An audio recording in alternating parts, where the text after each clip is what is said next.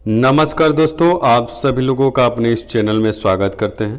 दोस्तों, हम आप सभी लोगों के सामने जो है पाठ योजना लेकर आए हुए हैं और यह पाठ योजना जो है आपका प्रकृति की सीख का जो प्रकरण है वो आपका है कक्षा 4 का ये पाठ योजना है। यदि आप चैनल पे नए हैं तो चैनल को सब्सक्राइब कर लीजिएगा और वीडियो आपको अच्छा लगे तो लाइक शेयर जरूर कर दीजिएगा। और किसी तरह का आपको पाठ योजना चाहिए तो अधिक से अधिक लोग कमेंट करें, जिससे हम उस पाठ योजना को आपके सामने लेकर उपस्थित हो जाएं। तो देखिए, पाठ योजना बनाने का जो तरीका है, सबसे पहले हम लोग करेंगे क्या, सबसे पहले यहाँ पे पाठ योजना संख्या लिखेंगे। जो भी आपका यहाँ पे संख्या होगा यहाँ संख्या लिख लीजिएगा।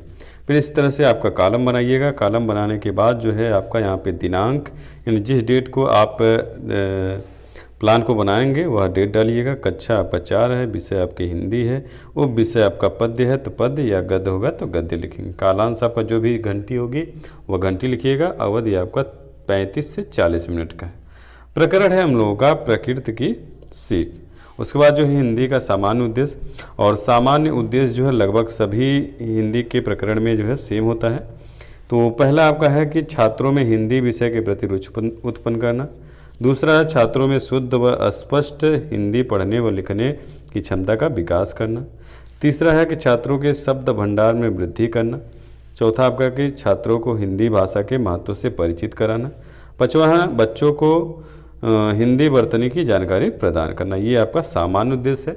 जितने भी हिंदी की आप पाठ्य योजना बनाएंगे सबका जो है सामान्य उद्देश्य समान होगा। फिर उसके बाद विशिष्ट उद्देश्य थोड़ा अलग अलग होता है। तो विशिष्ट उद्देश्य आपको हो जाएगा पहला कि छात्र जो है प्रकृति के बारे में क्या क्या सीख मिलती है उसके बारे में जान सकेंगे।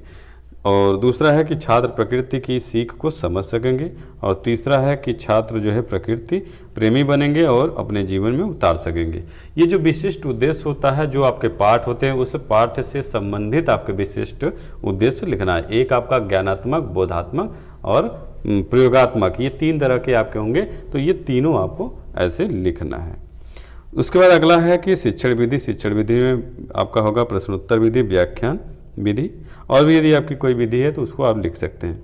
फिर आपका शिक्षण सामग्री। शिक्षण सामग्री में आपका हो जाएगा चाक, डस्टर, श्यामपट। प्राकृतिक दृश्य का चित्र आपको बनाना है, जिसमें पर्वत, नदियाँ, पेड़ पौधे ये सब आपके रहे, क्योंकि प्रकृति का आपको बताना है। तो प्रकृति का आपका चित्र होना चाहिए, जिससे बच्चों को आप दिखा के स्पष्ट तरीके से समझा सकें। उसके बाद पूर्व ज्ञान। पूर्व ज्ञान जो होता है, प्रस्तावना के प्रश्न में जो आंसर आप बच्चों से क्वेश्चन करते हैं और बच्चे जो आंसर देते हैं वही आपका पूर्व ज्ञान होता है। तो पूर्व ज्ञान हो गया कि छात्र जो है भारत की कृषि प्रधान देश है, इसके बारे में सामान्य जानकारी रखते हैं। उसके बाद जो है प्रस्तावना का प्रश्न। प्रस्तावना के प्रश्न में ऐसे कॉलम बनाएंगे।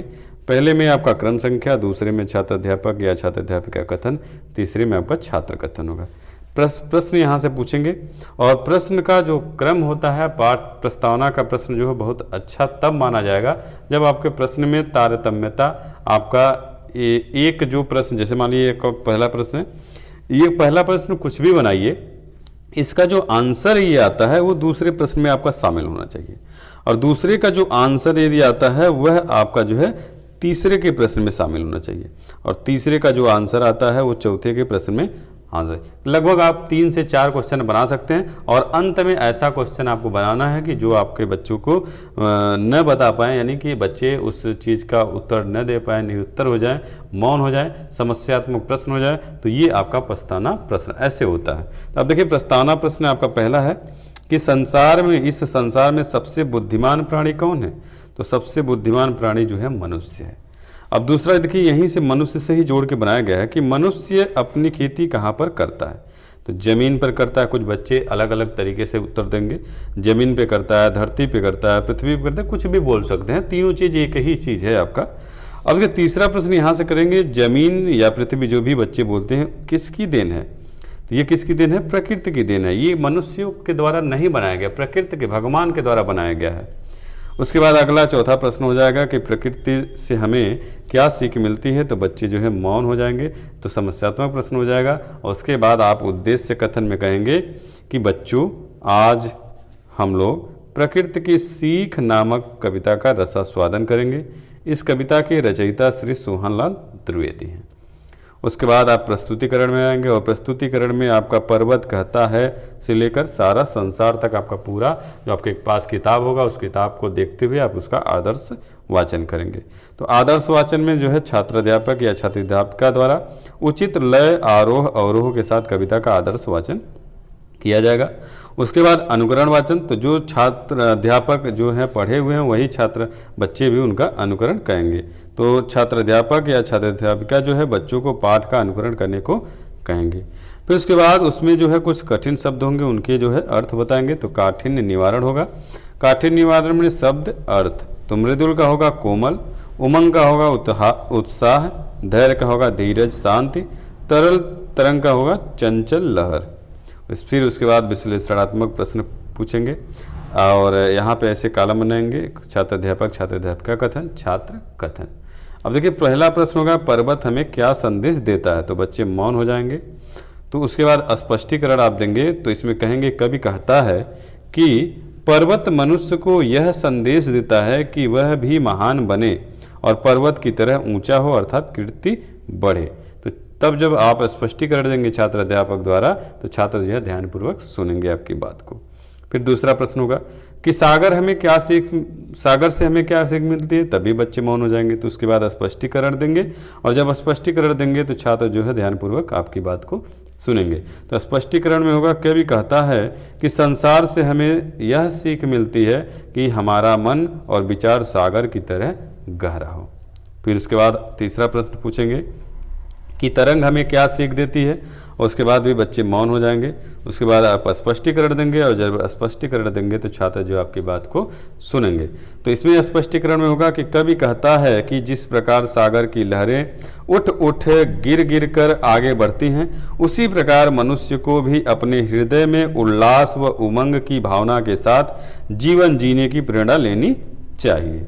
फिर उसके बाद आपका चौथा प्रश्न हो जाएगा कि पृथ्वी हमें क्या संदेश देती है, उसमें भी बच्चे मौन हो जाएंगे। फिर स्पष्टीकरण देंगे और स्पष्टीकरण जब देंगे तो छात्र जो है आपकी बात को ध्यान से सुनेंगे। इसमें भी आपको कहेंगे कि कवि कहता है कि पृथ्वी हमें यह सीख देती है कि कठिनाई परिस्थितियों में भी हमेशा धैर्य साहस नहीं छोड़ना चाहिए। फिर उसके बाद आपका पांचवा प्रश्न होगा कि नभ से हमें क्या सीख मिलती है, और बच्चे मौन हो जाएंगे। उसके बाद स्पष्टीकरण देंगे और जब स्पष्टीकरण देंगे तो छात्र जो है आपकी बात को ध्यानपूर्वक सुनेंगे। तो इसमें भी आप कहेंगे कि कवि कहता है कि आकाश हमें यह सिखाता है कि हमें अनुचित बातों को छोड़कर अपने आचरण का विस्तार करना चाहिए। तो इस तरह से ये आपका स्पष्टीकरण हो जाए। फिर उसके बाद मूल्यांकन करेंगे आप। तो मूल्यांकन में आपका पहला प्रश्न हो जाएगा जो आपका पढ़ाए हुए हैं वहीं से क्वेश्चन करेंगे कि पर्वत हमें क्या सिखलाता है। दूसरा प्रश्न हो जाएगा संसार को ढकने की सीख किससे मिलती है। तीसरा आपका होगा कि आकाश का पर्यायवाची क्या होता है। चौथा आपको हो जाएगा कि प्रकृति ने किसकी लहर गहरा से होने की सीख देती है, किसकी तरह गहरा होने की सीख देती है। फिर उसके बाद श्याम पटकार में जो छात्र अध्यापक छात्र अध्यापिका हैं छात्रों को कठिन निवारण जो अपने कॉपी पर उतारने को कहेंगे।